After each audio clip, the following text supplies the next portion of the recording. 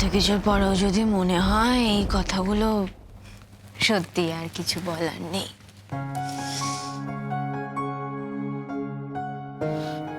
সত্যি তো তোমার আর কিছু বলার নেই, আর তো কিছু বলার থাকতে পারে না,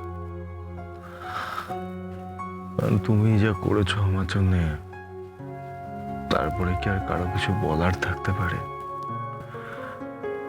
একটা অন্ধকারে ভরা জীবনকে তুমি আলো দিয়েছো। আমার জীবনে তো কিচ্ছু ছিল না, কিচ্ছু না। আজকে তোমার জন্য আমার জীবনে নতুন করে আলোর দিশা দেখতে পাচ্ছি, শুধুমাত্র তোমার জন্য। তোমার জীবনে আলো অনেক আগে থেকেই ছিল, শুধু এই আলোটুকু জ্বালানোর জন্য যে কাঠির প্রয়োজন, আমি সেই কাজটুকুই করেছি। তুমি বোধহয় বুঝতে পারছো না, জীবনের এতটা সময় পার করে আমিও কিন্তু নতুন আলোর দিশা পেয়েছি। ভাবিনি কখনো আবার যে কোনোদিনও কাউকে নতুন করে ভালোবাসতে পারবো। কেন কাঁদছো এভাবে? আমি কাঁদবো না তো কি করবো? আমার আজকে ফুল সজ্জা, আমি কাঁদবো না? আরে বলছি তো তোমাকে, সব ভুলে যাও না। এই এতটা ইজি নাকি সবকিছু? ঋতুরাজ, তুমি পেরেছো তোমার মাকে ভুলতে? হ্যাঁ পেরেছি, আমি পেরেছি।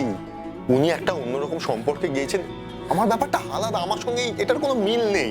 উনি কোনোদিনই আমাকে অ্যাকসেপ্ট করেননি। ঠিক আছে, কি করা যাবে, আমি ওনাকে অ্যাকসেপ্ট করিনি, জীবন এগিয়ে চলে। অ্যাকসেপ্ট না করলেও কষ্ট হয়তো তোমার ওনার জন্য, হয় না? যার আমাকে নিয়ে কষ্ট হয় না, আমারও তাকে নিয়ে কষ্ট হয় না। That's it. শোন না, এসব বলতেই ভালো লাগে। আমি পারছি না, আমি পারছি না, আমি পারছি না, আমার কষ্ট হচ্ছে। আমার খুবই অপমান বোধ হচ্ছে, ভীষণ অসম্মানিত লাগে জানো তো। এই তো সেদিন ওই ফ্রেন্ডসদের যে গ্রুপটা ছিল না, স্কুলের যে গ্রুপটা, ওরা সবাই আমাকে বলছে রীতা বলে তোর মা এই বয়সে বিয়ে করছে, আর অনেক খারাপ খারাপ কথা বলছিল। কে কি খারাপ কথা বলেছে তোমাকে? বলেছে তো। কি বলেছে? বলেছে মাম্মা, বলেছে তোর মা যখন এতটাই ডেসপারেট হয়ে গেছে, তখন রাস্তা থেকে কাউকে তুলে এনে বিয়ে করতে পারতো। শেষমেশ একটা ক্রিমিনালকে কেন বিয়ে করলো? আচ্ছা কি করবো বলো তো, চেষ্টা তো কিছু কম করলাম না, আগের দিনও তো গেলাম, কি লাভ হলো তাতে?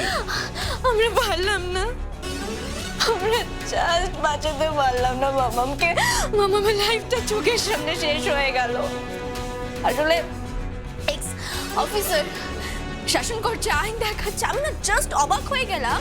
এই দাদা আর তোমার মামাম, এদের দুজনকে দেখে পুরো পাল্টে গেল। আরে বাবা, এটা তো ওদের ডিসিশন, আমি কি করবো বলো তো? না, ওরা তো প্রমোট করছে পুরো বিষয়টাকে। যদি এভাবে প্রমোট না করতো, অ্যাটলিস্ট মামাম একটু হলেও আমাদের কথা ভাবতো, এতটা সাহস পেত না। যেটাকে স্বাধীনতা বলছে না, সেটা স্বাধীনতা নয়, সেটা আমি জাস্ট আর কিছু বলতে চাই না। আরে আমি কি করতে পারি আমাকে একটু বলবে? তোমার মায়ের ব্যাপারে কি আমি এর থেকে বেশি তো ইনভলভ হওয়া সম্ভব নয়। প্লিজ রেশমি বোঝো। আর সারাক্ষণ ধরে এই ব্যাপারে মানে কত কথা বলবো, আর এই ব্যাপারে আমরা কি মানে আমরা যখনই কথা বলবো এই ব্যাপারেই কথা বলে যাব, এটাই চলবে? আমি চাই না, বিশ্বাস করো। আগের দিনের ঘটনার পর তো আমি একদম ভেবেই নিয়েছিলাম আমি আর কখনো ওনাকে নিয়ে একটাও কথা বলবো না। তো পারি না। খবর এলো তো, মাম্মামকে আমি আসলে ফোন করেছিলাম, তখন মাম্মাম বলল শ্বশুরবাড়ির লোকেরা এসেছে।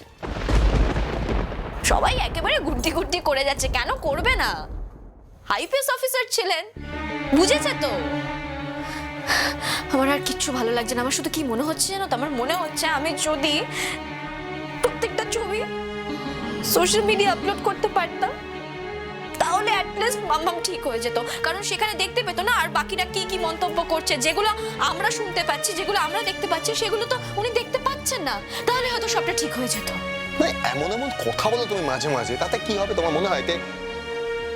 তোমার মা দমে যাবে, উনি যেগুলো করছেন করা বন্ধ করে দেবেন। কি ভাবো তুমি তোমার মাকে? জানো অঙ্কুশ, এই যে তোমার বাড়ির প্রত্যেকে এত সুন্দর করে আমাকে মেনে নিয়েছে, ভীষণ ভালো লাগছে। তোমাকে না মেনে কি ওদের কাছে কোনো উপায় আছে? দেখো, আমি তো বুঝি না, আলটিমেটলি যাই হোক তুমি তো ওদের স্ট্যান্ডার্ডে বিলং করো, আমার মতো তো না। সেই জন্য ওদের তুমি বলতে চাইছো যে আমি ওদের স্ট্যান্ডার্ডে বিলং করি? তুমি ঠিকই বলেছ। তোমার এই মনটার খোঁজ খবর তো আমি রাখি। তুমি না আমাদের সবার থেকে অনেক উপরে। এই দেখেছো তো, আর শুধু শুধু লজ্জা দিচ্ছ তুমি আমায়। না না, লজ্জা পাওয়ার তো কিছু নেই। অবশ্য না জানা না মাঝে মাঝে ভালো।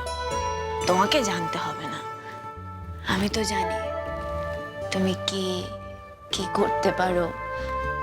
সব কিছুর প্রমাণ আমি পেয়ে গেছি বারবার।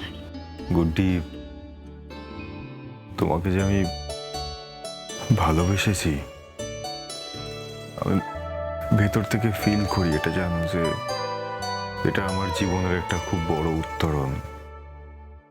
আর তার থেকেও বড় কথা যে এই বয়সে এসেও যে আমার ভেতরে এত ভালোবাসা ঘাপটি মেরে লুকিয়েছিল,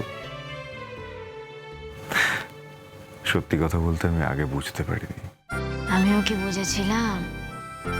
কখনো ভাবতেই পারিনি আবার যে নতুন করে কাউকে ভালোবাসতে পারবো, এতটা ভালোবাসতে পারবো। ভেবেছিলাম এভাবেই বাকি জীবনটা কেটে যাবে কাজের মধ্যে দিয়ে।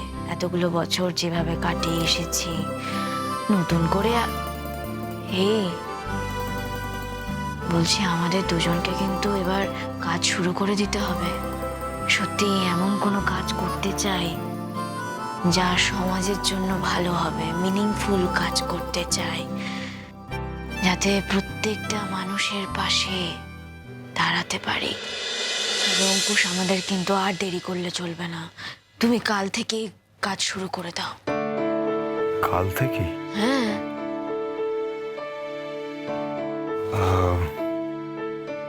দেখো, মানে এই সমস্ত কাজের তো একটা প্রস্তুতি লাগে, একটু সময় লাগবে, টাকা পয়সার ব্যাপার আছে। আর অনেস্টলি স্পিকিং, দেখো আমি ভাবছিলাম যে তোমার এতদিনের সঞ্চয়, তুমি যা জমিয়েছো, সেই সবটাকে অপচয় করা ঠিক হবে না। আমি না একটা কাজ করি, আমি কাল থেকে বরঞ্চ অন্য কোনো কাজের চেষ্টা করি, আমার তারপরে মনে হয় সেই তুমি- সেই টাকা দিয়ে না হয় তুমি তারপরে। আমি মানুষটাকেই ঠিক করে আপন করে নিতে পারোনি, তাই না? Good day.